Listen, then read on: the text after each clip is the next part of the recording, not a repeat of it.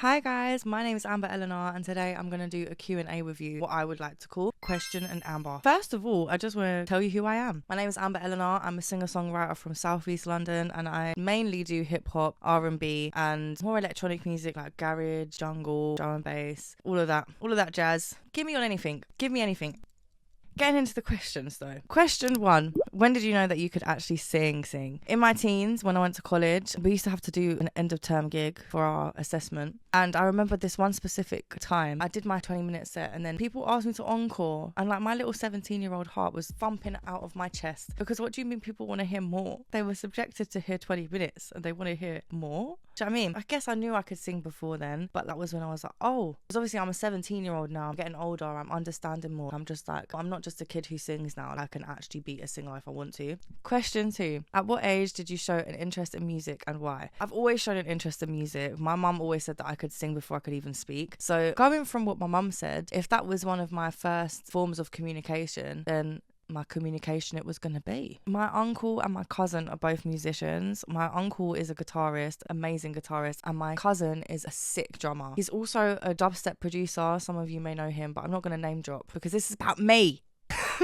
He's a sick dubstep producer and I owe a lot of the reason why I do music to him and his dad. Question 3. When did you write your first song and what led you to writing? I was about 6 or 7, I think. My mum bought me a piano for my birthday, an old piano from one of the antique shops. I think it was in like even Streatham, Norwood, one of those places. It has to be around Lambeth somewhere. Is Streatham in Lambeth? Don't even talk to me. It is.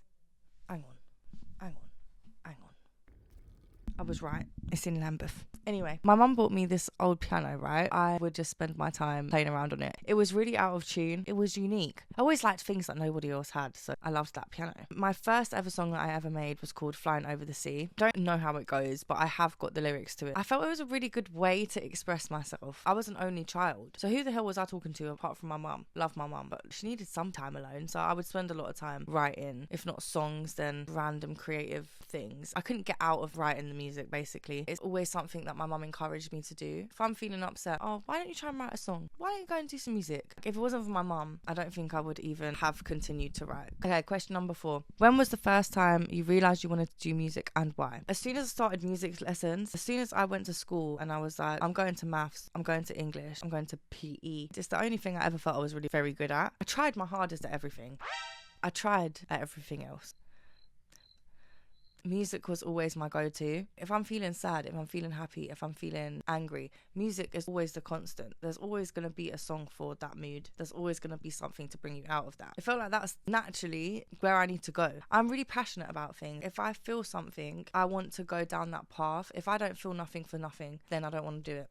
If I don't care about something, I'm not doing it. But if I care about something, I'm going to do it. Good. Question 5. An album that has influenced your life the most. So this is such a tough question because I've never listened to albums, really. I'm such a chop and change. I always need something different. I used to just get really lost in the fact that, oh, okay, I've got to sit here and listen to one artist. Listen, I'm an MP3 babes. I'm an MP3 kid. I'm a LimeWire baby. That's how old I am, guys. Anyway, if we're going to talk about an album that was to represent who I am as a person, not my music so much, it's Original Pirate Material by The Streets, okay? Don't even come for me. Don't look at me.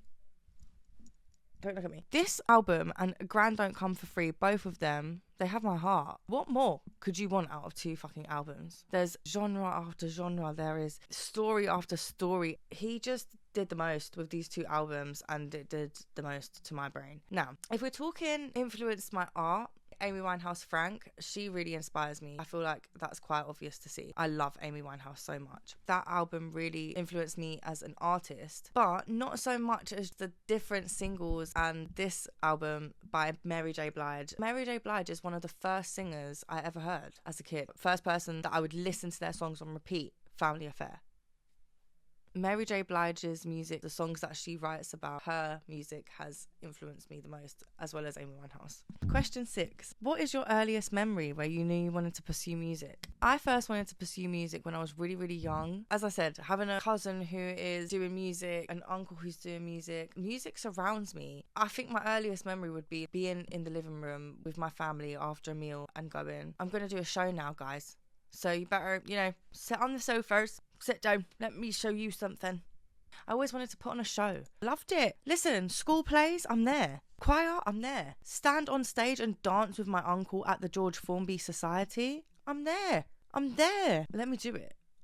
I'll do it all. Question 7. When did you first discover your musical talent? I first realised my musical talent when I was in primary school. My music teacher really believed in me. She used to ask me to help her with the assembly for the reception kids and the nursery kids. And not only did she ask me to do that, she also put my name forward to do this thing called iGospel. Essentially what it was is different schools would partake in this thing and we'd all be in different choirs. And then we'd all go and perform at the South Bank Centre. It's really weird because 2 of my closest friends now, my best friend and my other closest friend, we all sang in iGospel and we didn't know until like we were in college. It gave me such a wide knowledge on harmonies and things like that at such a young age. I just feel like it's such a blessing. Of course it's gospel music, so it's going to be a blessing, but it felt like such a blessing to have been a part of that, and I just feel like that set me up to be who I want to be. I think that's definitely where I discovered my musical talent. Okay, this one's a hard one. What does your music make people feel? I want my music to make people feel less alone. I want people to feel related to when they listen to my music. I want them to feel like, has she been listening to me? Has she been listening to my thoughts? The shit that I've been going through? Yeah. I want people to feel like they're listening to music that they can resonate to. They'll understand in a deeper level. I also want to make music that just makes people raise their gum fingers. Gum fingers are the best form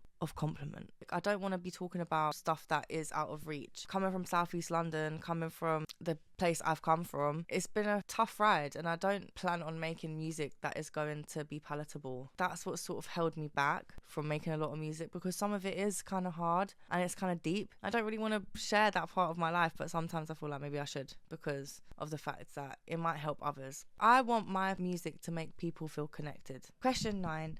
Can you do an album of your favourite tracks? It's definitely in the works. I'm definitely planning on making remakes of all the songs that I've put on my Soundcloud and everything. I really just want to do like an old and new sort of thing. So like I've got tunes that I've made recently and then tunes that I made like back in the day, and I just want to add them all together. I've got such a wide discography that I just forget about, because like a lot of the songs that I've made are on my hard drive. I'm definitely in the mindset to dig through the gigabytes and find the tunes that I've made before, because there's so many tunes that I hear that I've made and I've gone, I want someone to hear that. I want to hear it all. So it's coming. It's definitely coming. Question 10. Top 3 dead or alive celebrities you would die to meet and talk to for the day. Everyone who knows me, who do you think I'm going to say?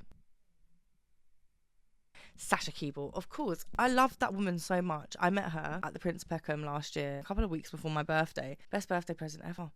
And then I saw her perform in the same week. Just the best week of my life. She's so sweet. Like, she's confident, and I love that about her. She's just so Southeast London, and I think that's also why I fucking love her. I love Sasha Keeble. I want to sing with that woman so desperately.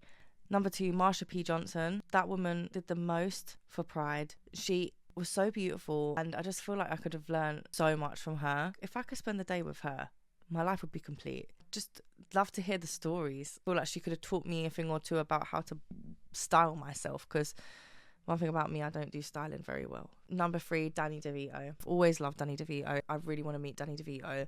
And he's just a sound man. Like, the things that he believes in, like he believes in human rights. Not many of these people fucking do. Do you know what I mean? But Danny DeVito does, and he looked after Matilda for a while. And yeah, who doesn't love Danny DeVito? Really? Question 11. What's your favourite sandwich, and do you cut your sandwiches diagonally or through the middle? Diagonally every time, because there's more there. Also easier to eat. You can meticulously work out how you're going to eat. My favourite actual sandwich though is an egg and bacon sandwich, like a fried egg and bacon sandwich. That over everything. Question 12. Favourite flavour Pringle? Sour cream and chive. Already sorted, but fun fact. Not so fun fact actually. They don't fill you up. They dissolve before they get to your stomach. So that'll be it for my questions. Thank you so much for everybody who submitted one. Honestly, you have my heart. Thank you so much. And I really want to do this again soon. I do have songs coming out very shortly. They'll be coming out soon, I promise you. Until then, check out my SoundCloud and put some requests in to what covers you might want to hear me sing. Check out my page to see my performances and stuff. Thank you. Bye.